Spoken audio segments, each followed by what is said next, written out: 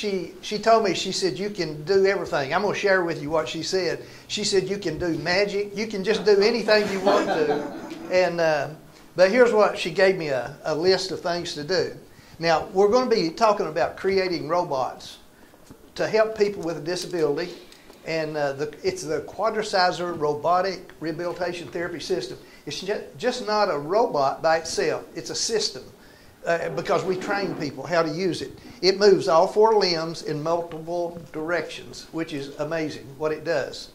But now here's what Cindy told me. She said, I want you to talk about faith, saving grace, miracles in your life, power of prayer, story of your family business history, major milestones, how you and Patsy complement, funny stories, I can be funny, miracle stories of healing, lessons learned, wisdom gleaned, what has kept your family business going 28 years and our marriage going 58 years? How you have built your life on godly principles, challenges you've overcome, your hope for the legacy, and creating robots to help people with a disability.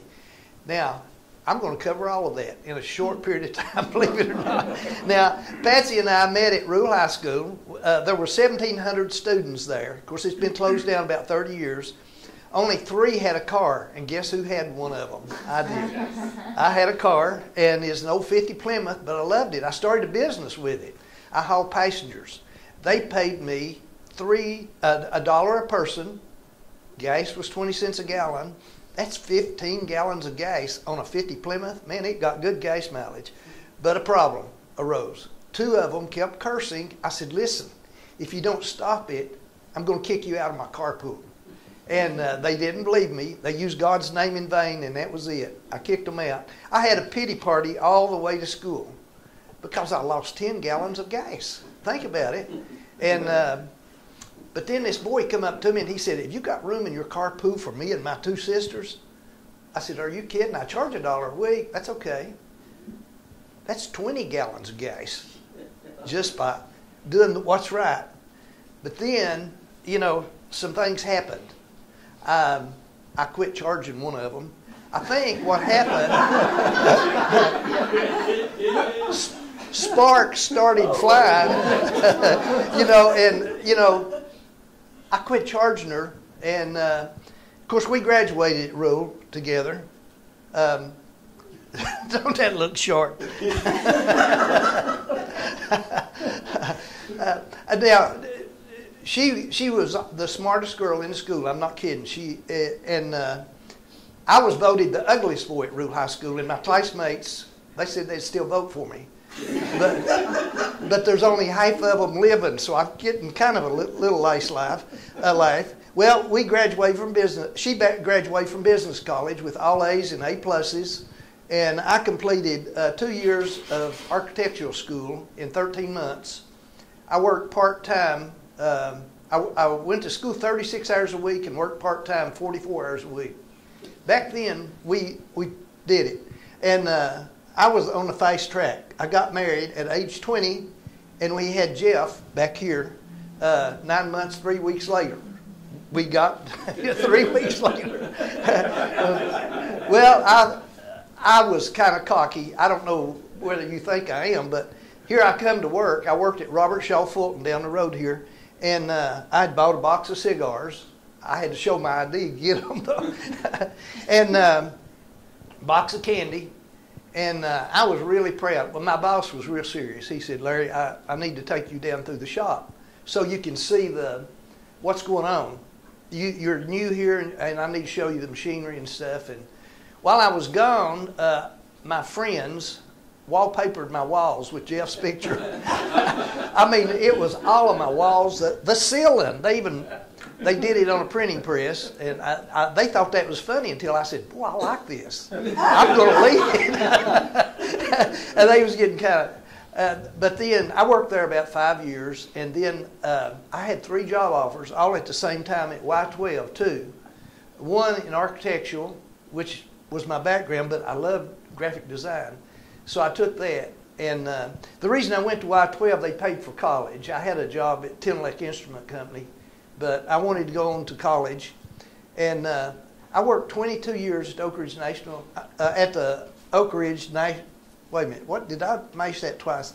the Oak Ridge Y-12 National Security Complex. And what I did is I helped scientists, engineers with their patents, their inventions. It really gave me a good education because, I mean, these are brilliant people. This is, I worked another 6 years at the Oak Ridge National Lab.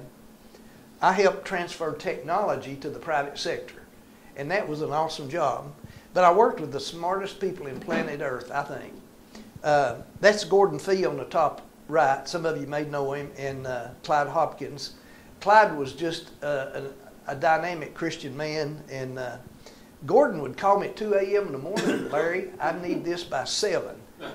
That's 5 hours to get dressed and get in there and get the job done. And he said, just come on into the meeting. He'd be in with a big group of really important people. And these are just incredible people. Guggen, that one right there, he was brilliant. He had more patents than anybody. And they would ask me to do, I mean, I don't think I ever heard them say I can't. It was always I can. So you didn't dare say I can't.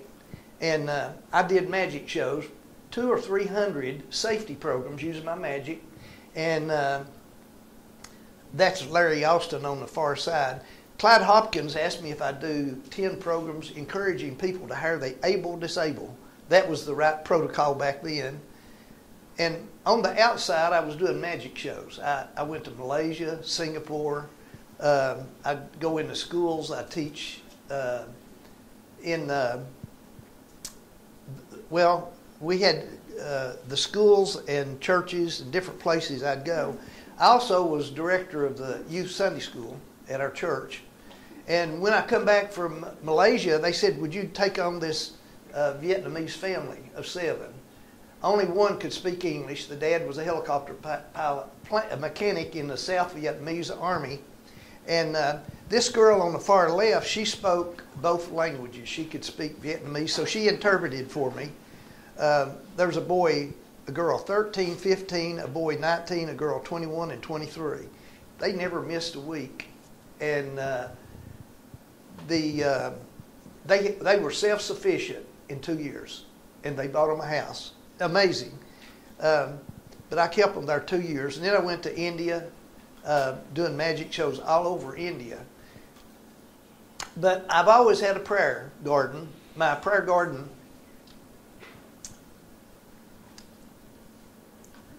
I caught that, Brother Cindy. I get choked up when I see how God blesses prayer. My prayer garden, this is one I go up on a hill every morning and pray for my kids.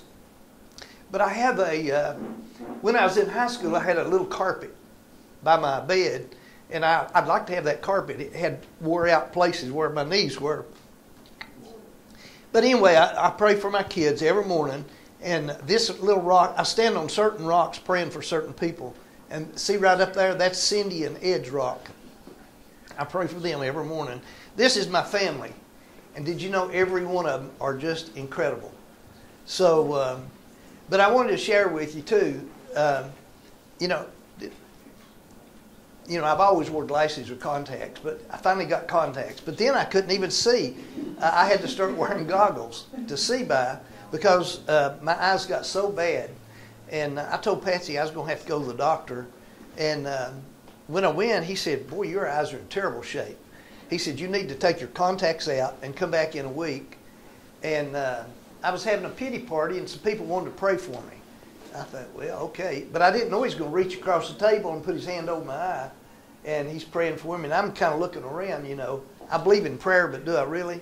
But anyway, I bowed my head, and I noticed Patsy praying. And anyway, I got back to the doctor.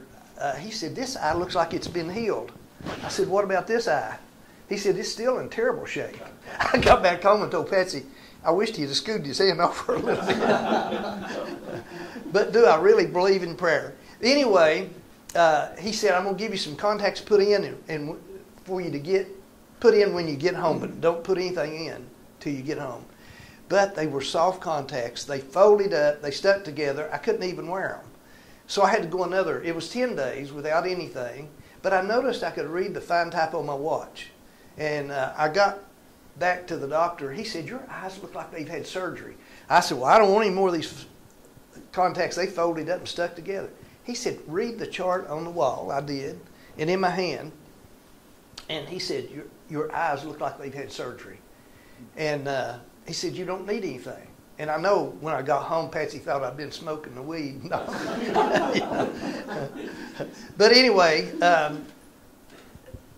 do miracles take place today? I want you to know that's been 44 years ago. I've never wore glasses, contacts, or anything. I can see, I can thread a needle without missing. I can see at a distance. God, when He does. Now, I was going to tell you I couldn't tell that story without a dry eye, a wet eye. But anyway, why does God heal people? Did He heal me for me? I don't think so. I have a prison ministry. I go in, I do magic shows. This is at Morgan County Prison. But I want to share with this little story. This is who I believe God healed me for. Now that's John Green. He's a prayer warrior. He goes with me when we go to the prison ministry. And I usually have a group about this small. And if you'll look at 1, 3, and 2, our room filled up except for those 3 seats. And 1 and 2 walks in and sits down, and I could tell they were Spanish. I said, do y'all speak English? They said, no, sir. I thought, my goodness, what am I going to do? And in rolls in a wheelchair, a man, a foreigner, he said, I speak 4 languages. I said, do you speak Spanish? He said, yes, sir. I said, can you interpret for me? So I presented the gospel. I asked John, I said, John, you got any Spanish Bibles? He said, yeah, I got 3. I said, okay, give it to those 3. We're Gideons, and we give every one of them a Bible. Anyway, it was just amazing what it, I had 3 pray to receive Christ that day. And you just can't orchestrate stuff like this. You know, only God can do it. And I want to just kind of share with you, just to kind of show you what I'm talking about. I was at Costco, and this man says, stop, stop. And I leaned up against the wall. I didn't steal anything, you know. He was giving out beef jerky. He said, I want to talk to you. He said, Larry, my name is George Bailey. You came to visit me in C3 County Jail, and I saw you today at Costco's. And I've always said, if I see this man, I'm going to tell him how much I love him and appreciate him and how much he helped me in a real difficult time in my life. And it's God's grace that I ran into him, and God bless Larry. He needs to keep doing what he's doing because it sure does help. When you're doing your spiritual thing and you think things are not going good, you've got to turn it over to God. He's the one that does it. Now, see, my life was really going good, and I'd already put in about 27 years at Oak Ridge. And then tragedy struck. In your life, when tragedy strikes, what do? Don't say, God, I have a big problem, but say, problem, I have a big God. Now, that's hard to say when your dad's had all these mini strokes and then a massive stroke, and Dr. Kropelak at Fort Sanders says, Larry, in 7 days, we're going to amputate his foot. I said, now, wait a minute. Isn't there something I can do? He said, well, Larry, he can't move. He had all these mini strokes, a massive stroke, and gangrene had set up. And I know it looks awful, but anyway, he said, we're going to have to amputate in 7 days. I said, he needs movement, he said, circulation. I said, I'm going to do it. So I went, but he's so stiff. You know, he couldn't move his arm, his whole body came, and I just couldn't do it. So I built a contraption. It moved all 4 limbs, and I built this in a weekend. And it had a small motor, but it moved his whole body. He opened his eyes for the first time in 2 days, the lady said, and he'd look at me and look at the machine like, boy, what are you doing to me? It was really comical. I'd like to have all this on video. Mother's got dementia. She's sitting over, you're going to kill him. He's going to have a heart attack. Well, she hadn't seen his body move in so long. Anyway, I want you to look at his foot, before and after. On the left side, look how dark it is, and on the right side, 24 days later. But what happens, well, this is my cousin. He broke his neck on a motorcycle. He'd been paralyzed for 11 years. He couldn't even move a finger. He said, Larry, could you get my hands up in the air? I can't even move a finger. It took me 6 months to build this, and 9 days after he started using it, his cowboy hat blew off, and he caught it. And he hadn't moved in 11 years. That's when what is going on here? He said, Larry, I haven't moved in 11 years. He's gone through all of this therapy for 11 years. and all of a sudden he can raise his arms. And his wife said the biggie was he held on to the wheelchair till I got there because he has no trunk control, and you see he's strapped in, but he lunged for where he's at. Dr. Brucker at the University of Miami said, Larry, I can tell you why he's doing what he's doing. He said, when you first learn to ride a bicycle, you don't know how, but your neurons in your brain start sending signals, and pretty soon you're balancing yourself. And see, this side controls this side. If you have a stroke over here, down it goes. And if you don't move it, it just starts contracting and freezing up. And that's what happens. Another doctor said, he said you can never repair a neuron. It's gone forever. But you can replace it. But you've got to send that signal again. And it takes, another doctor said it takes 200 to 400 repetitive motions for your neuron to pick it up. And the Quadriciser does about 500 or 630 minutes. So you've got plenty time. Well, I was still working at the Oak Ridge National Lab, and they saw what I was doing, and they nominated this for the R&D 100 Award. Only 100 awards are given every year to worldwide, and they felt like this would make it. They said it was the best. But come to find out, I didn't win it because I didn't have clinical data studies. Sweden told me that. I was able to call them. So I was working, helping transfer technology to the private sector at that time. I would build these displays, and this one's in Washington, D.C. And anyway, I was trying to, this is a robot, and I actually built this whole display. And it was called the Pneumatic Worm. They called it the inchworm, but that patent was already taken. Somebody called me from work and said, Larry, they're having a convention and you need to go to it. It's in Washington, D.C. It only happens every 5 years, and it's physical medicine and rehabilitation. So I went, and everybody was talking about this guy. I paid $125 back in 1994 to go. And this Dr. Jeffrey Heck, he had given talks, and they were all talking about him. I'm talking about the medical directors of like John Hopkins and all the major Mayo Clinic. And so I wanted to get to know him. Come to find out, he was medical director at Patricia Neal. And he had given 4 papers. And this is him right here. I'm not going to play all of it. It's awesome what he says. The last 10 years of a decade of the brain, it's been a time of great expansion of our knowledge of how the nervous system is organized. I'd like for you to hear it, but I don't have time. I quit my job at Oak Ridge National Lab, and for the next, it's actually 27 years now, I've been working with doctors and therapists, caregivers, and users developing this machine. I've got new patents on it, you know. That's what helped me so much working in the patent office for 28 years. So, but then I had another problem. Mother had dementia, and she was going into, where's mama, where's papa? Somebody's got my baby. And I thought, what am I going to do? The ladies came to me and said they was going to quit. See, I had people standing around the clock with them, and I didn't know what to do. And I said, well, let's bring the Quadriciser in to the room, and maybe she'll quit moaning. She would moan because she wouldn't move. And did you know she quit all that crazy talk? She started acting like she was years ago, and it was amazing, the results. Dr. Jethindani, her doctor, geriatric, psychiatric, he said, Larry, it's brilliant. It's getting oxygen to the brain. See, I didn't even know about that. And he said, can I talk about her? Because she, and here's what he said. The medical director of the Senior Dynamics Unit at Baptist Hospital is impressed, calling Larry Bohanan the Wright brother of rehab. So yeah, I think that is as exciting as I would compare in rehab medicine to the aeroplane. He says the Quadriciser has already dramatically helped some of his patients, including a stroke victim who could once barely move. That's my mother in the background. Because I'm in a wheelchair, and it just makes you feel like they're much lighter, and a lot of the pain will go away. It's a motorized machine designed to improve circulation and muscle tone by moving the patient's limbs without putting stress on the joints. And basically she couldn't move out of her wheelchair and is now on her feet. She transfers herself by herself to the bathroom The doctor envisions these machines in hospitals and rehab centers across the country. This is my grandson, Jeff's son. He's a doctor in physical therapy, and he explains why.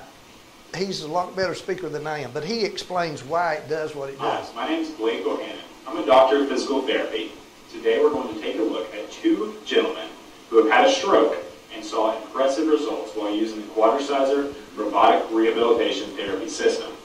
Then we're going to discuss why we think they saw such dramatic results using this therapy system when traditional therapy did not yield the same results for them. What do you think? Yeah. Is that good? Yeah. You've never been able to do that before? No. I haven't. Now open your hand and close it too. Holy cow. What do you mean by that? It don't normally do that? Look at his thumb. His thumb was all crunched in. And I didn't know he'd never walked without a cane. Man. I know. Get your cane. Get your cane. What do you think? That's great. I never ever walked without this cane. Really? Never. Never? Never. When someone has had a stroke, they classically experience weakness and a lack of coordination and spasticity on one side of the body. That is because the motor control center on the opposite side of the brain has been injured. While that injured brain mass cannot be regenerated, our brains have an amazing quality called neuroplasticity, which means that we can grow new neurons around the damaged area and teach those new neurons to restore the functionality that we've lost. The best way to accomplish this is with massed practice and repetition. Let's have a look at the results that the second gentleman got. They had told me when I was in the hospital that I'd probably never walk again, that I'd never work again, and that I'd never drive a car again or anything like that. Dillard had been in rehab therapy for years without results. He finally found new technology at National Neuro in West Knox County that literally got him back on his feet. Along with special exercises, Dillard credits a breakthrough device called the Quadriciser, developed here in Knoxville, for helping him get out of his wheelchair. Our biggest challenge as therapists rehabbing stroke patients is getting enough repetitions and mass practice to see a significant change in one session. That's where the Quadriciser comes in. The Quadriciser can produce as many as 600 repetitions in a 30-minute session, moving at only 20 RPM, and it can go up to 60 RPM. So 20 is a very conservative number. If we're trying to fit this into a smaller therapy session, it can do as many as 200 repetitions in 10 minutes. So think about where you could take a patient when they've already gotten 200 repetitions in a 10-minute warm-up session. You can add in many more functional exercises and things that are going to get them farther in therapy when they've already got all that mass practice at the beginning of their therapy session. You know, the stroke president of the Stroke Club, he had a brain bleed, and then he had a stroke, and he was in Canada at the time. And when he did that, you know, he was doing just fine, nothing wrong with him, just like you all. But then he had to start using the cane. And what we want to do is to show you how we can let people stop using the cane. And I think the Quadriciser has, he come walking in my office one day without his cane and with his driver's license, first time in 13 years is what he told me. Larry, you created this Quadriciser from scratch, right? I did. Okay. Yeah, that was the prototypes that you saw, kind of. And I started developing one for the hands. I thought that would be awesome because everybody was getting contracted, but then they get off of the Quadriciser and their hands open. And I thought, what is going on? I'm trying to get the medical team, I think I know what it is. I think it's the tendons that run all the way from your fingers all the way down your back and so forth. But I don't know. Instead, to show you what I'm talking about, this man in Georgia, I could not get his hand open, so I just put the glove around his wrist, and look what happened. Mr. Herbert is a stroke survivor with a severely contracted. Mr. Herbert was so contracted that we had to wrap the gloves around his hand instead of putting them inside of the gloves.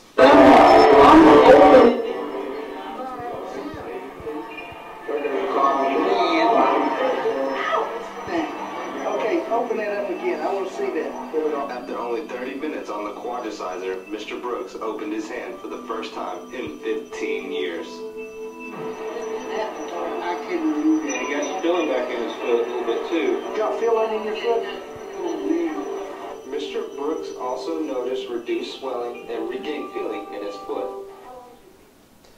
Dr. Hackett, you saw earlier, he said, Larry, it's like miracles taking place every day at my clinic with the Quadriciser when he had one. And I can guarantee you, if somebody's foot is swollen, instead of taking all this medicine, look at the difference in 30 minutes. Then what do you know what they had to do right after they get off the Quadriciser? They had to go to the bathroom. That water has to go someplace. And that's what happened. They lost an inch well, it was an hour, I believe, on this one. But between 30 minutes to an hour, they'll lose about an inch if it's swollen that much.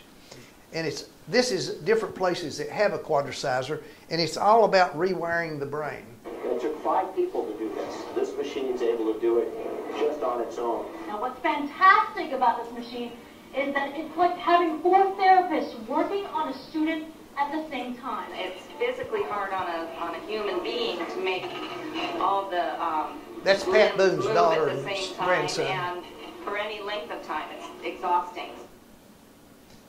Yeah, that's Pat Boone's daughter and grandson. I see a real great connection between his ability to move and his ability to think and speak. I don't think the body was meant to sit still, as I said, and our brains work better when we can be active. I've seen that in a lot of other brain injured people too. People that can walk, if they are immobile, their brains don't work as well as if they're being active. With brain injury, repetition is so important. Doing it over and over again. And they blame me for this too. He started talking and cussing. They couldn't bring him to church. But Barbara Mandrell did the same thing. It was awesome though. He fell 40 feet through a skylight. He was in a coma for 7 months, intensive rehab for 1.5 years. And now his therapy center has 15 Quadricisers.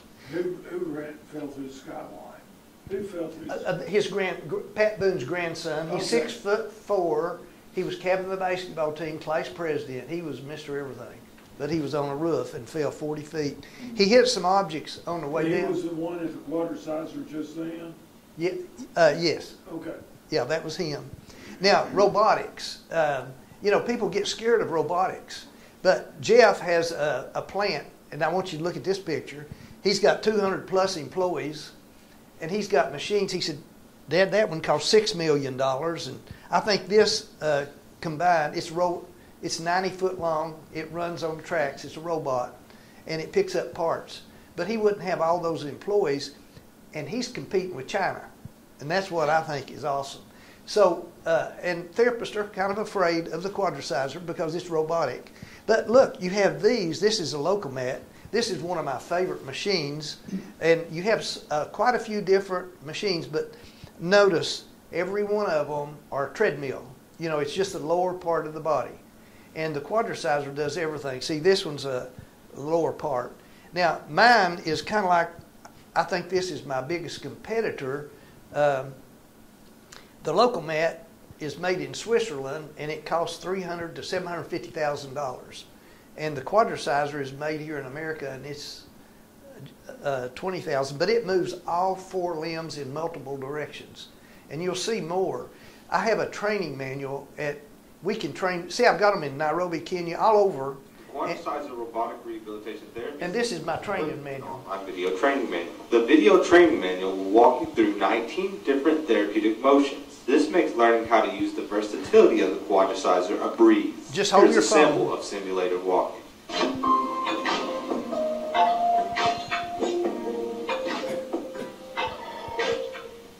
This exercise will focus on simulated walking. To begin simulated walking, fasten the waist belt.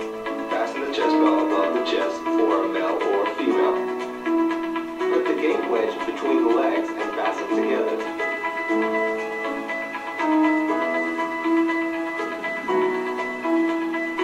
The glove is optional.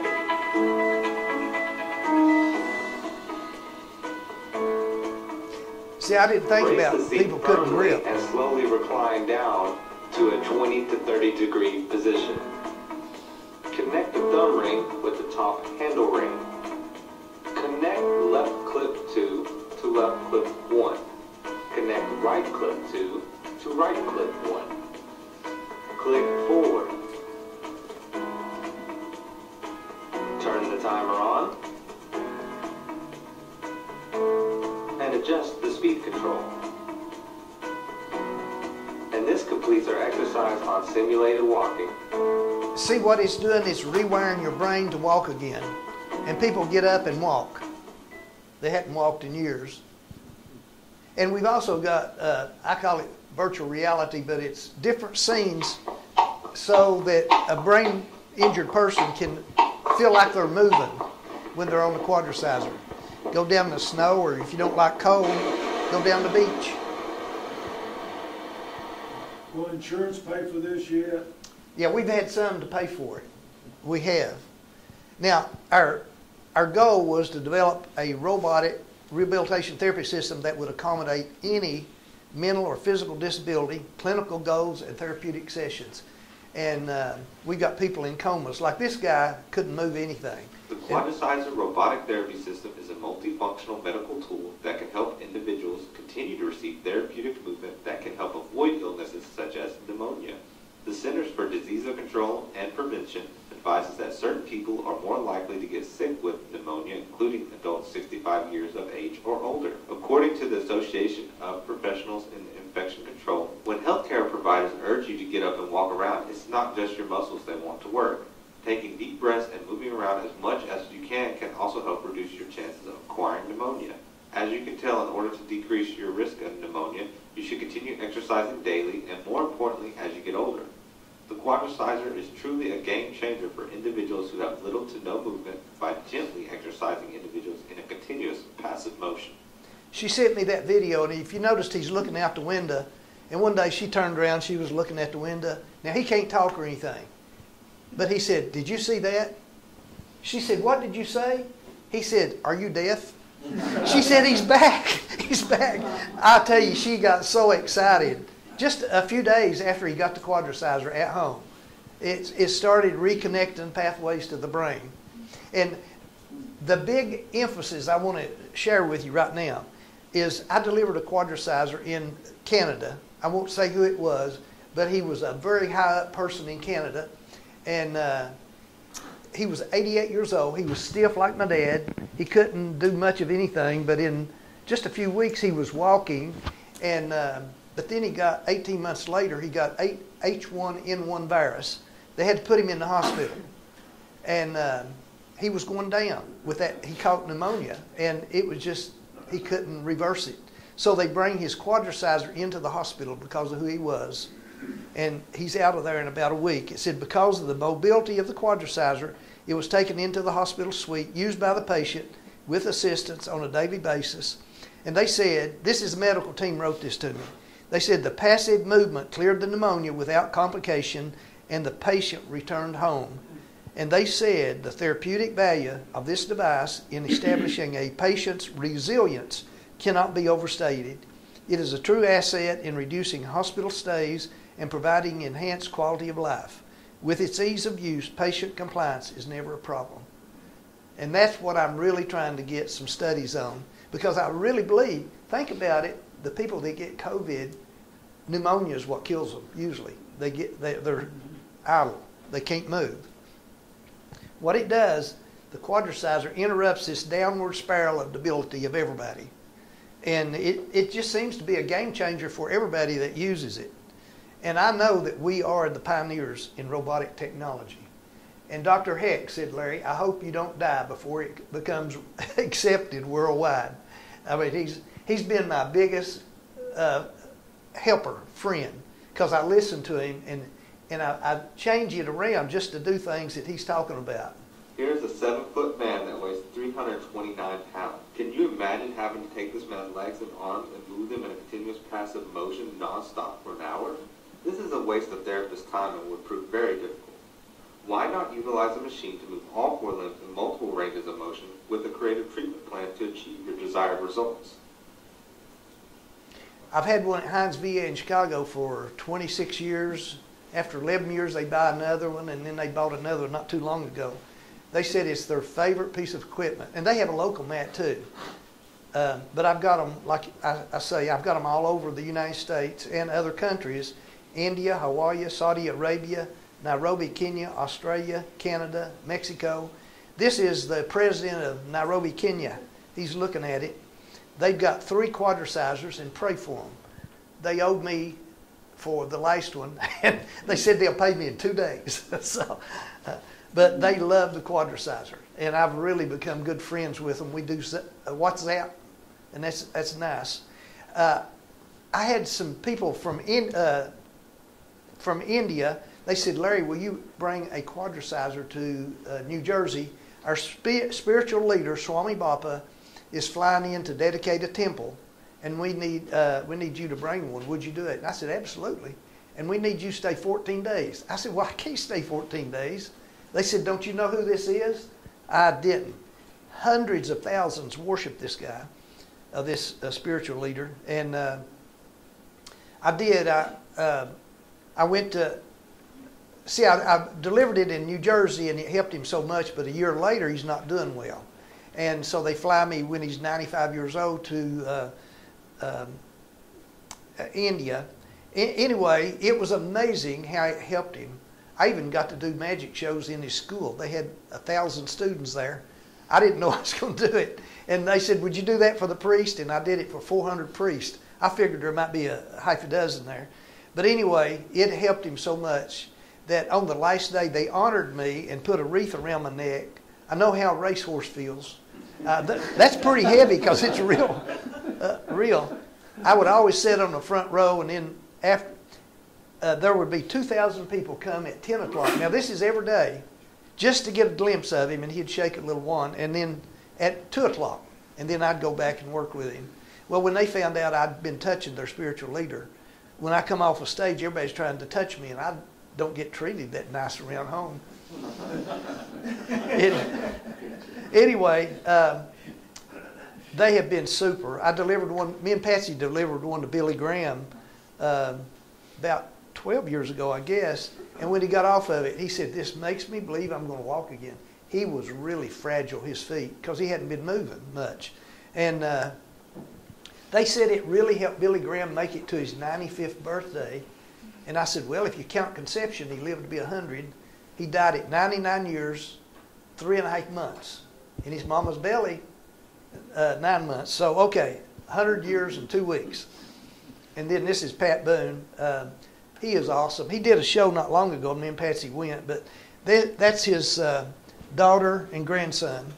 And anyway, his therapy center has 15, and this is Mark Desmond telling you a little bit about it. Director here at High Hopes. We're the first brain injury program in the United States, and we love these Quadriciser machines. As you can see, we have more than a few of them.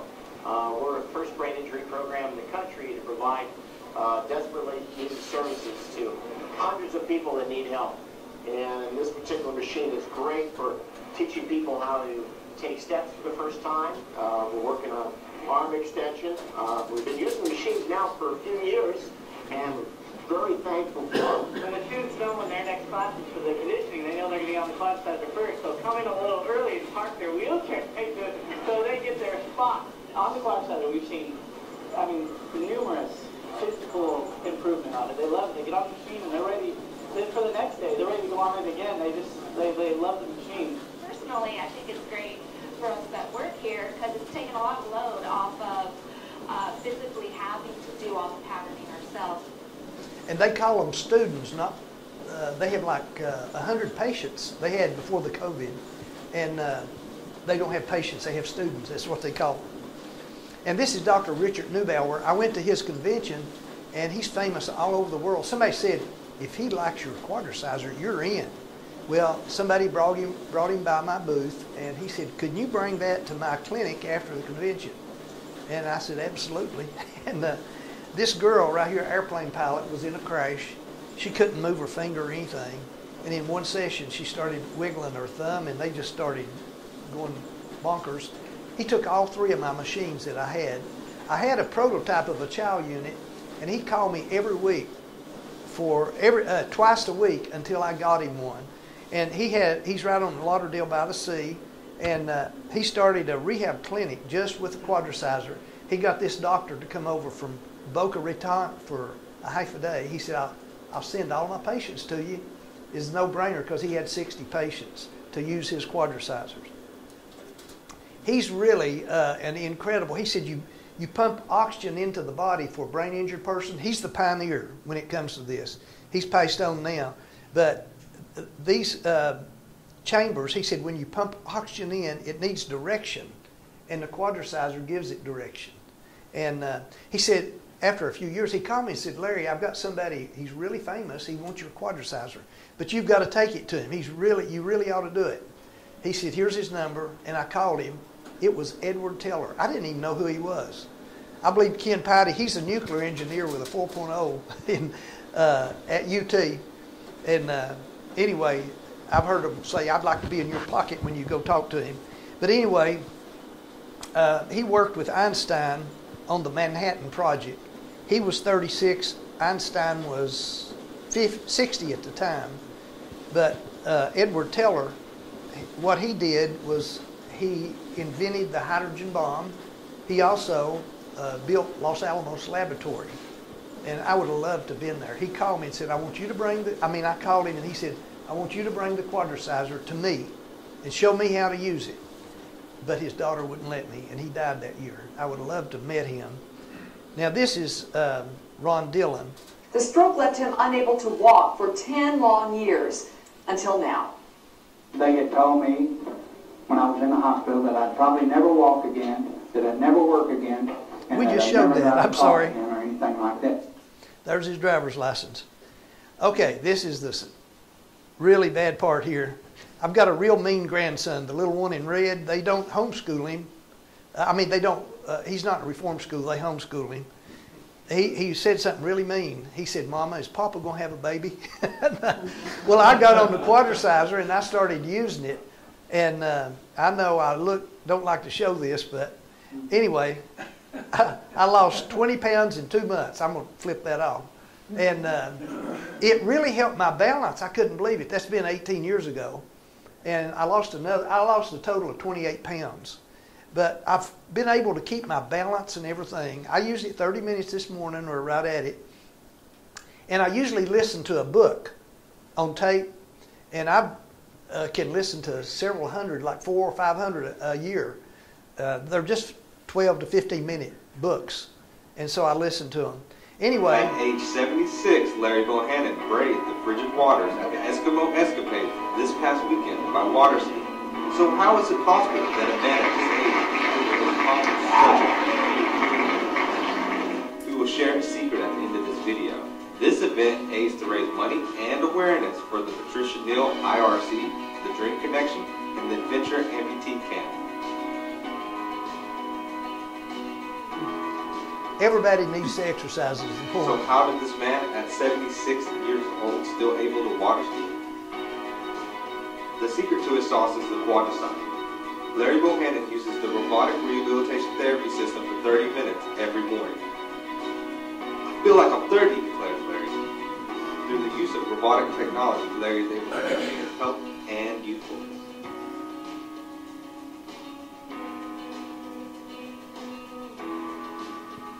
That's my board I ski on. Update. I do put a chair on it. Here's Larry Bohannon at age 78.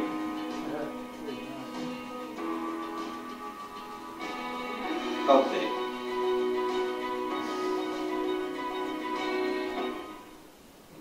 How old are you now, 95?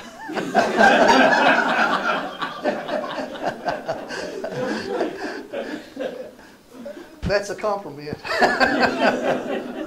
One of my best friends turns 101 this week, I believe, Tom Mullins. Anyway, it's pretty awesome. But this is the little grandson, the one that said, the one on the right in the gray is the one that said, is Papa going to have a baby? And there's their little baby. They say he looks kind of like me. What do you think? You didn't have him, did you? Does he? How many thinks he's cute, huh? Come on now. Okay, that's good. They say he...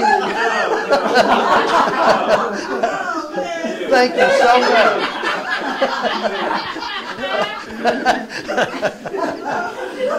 Thank you so much. I appreciate that. That is, he does. He kind of favors me, I think. Now, this is, I was glad the three of them were in my office when this man comes in. His Sunday school class said, Dick, you need to go try the Quadriciser. And finally he did. He was manager of Lowe's when it was on Merchants Road. And he got a flu shot and left him numb, waist down. He could walk, but he had to do this, you know, with a stick. He had to, because he had no feeling down here. And when he gets off the Quadriciser, he said, Larry, what's in that thing? What's in that thing? I haven't done this in 6 years. You know, anyway, it was amazing what it did for Dick. And it helps people immediately.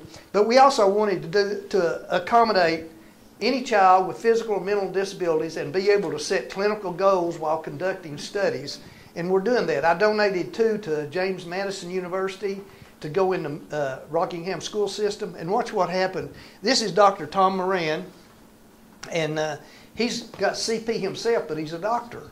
So he really has a heart for these kids. And this little girl, I want you to look at the demeanor on her face. This is what happens to all the kids when they get on the Quadriciser. Do you want to get in the Quadriciser today? Yeah. Okay. Are you ready, Sierra? Yeah. Okay. On your mark. Does she like this? She does. She's going to stay going. So, on your mark. Get set. Yeah. Good job, girls. We've seen improvements in their speech. We've seen improvements in their bowel function. We've seen improvements in their ability to attend to the lecture, not the lectures, but the classroom activities that they're doing, what they're learning. We definitely see improvements, decreased spasticity in the kids with CP. Their limbs are more relaxed. They're more at ease. Their gait training abilities look better. The quality of the gait has improved after they have been on there. And I think their readiness to learn is, that really helps. After having some movement and then you go to try to teach them something, they are more attentive to what we're trying to look at her. Teach them. She's getting excited. They participate more. I think it would be wonderful to have more Quadricisers in our schools. I've seen increased alertness, mobility for the kids, and just interaction. It seems to be that the more that they're involved with the Quadriciser on a consistent basis, that they interact and engage more with you and seem happier in general to be a part of their social setting and group.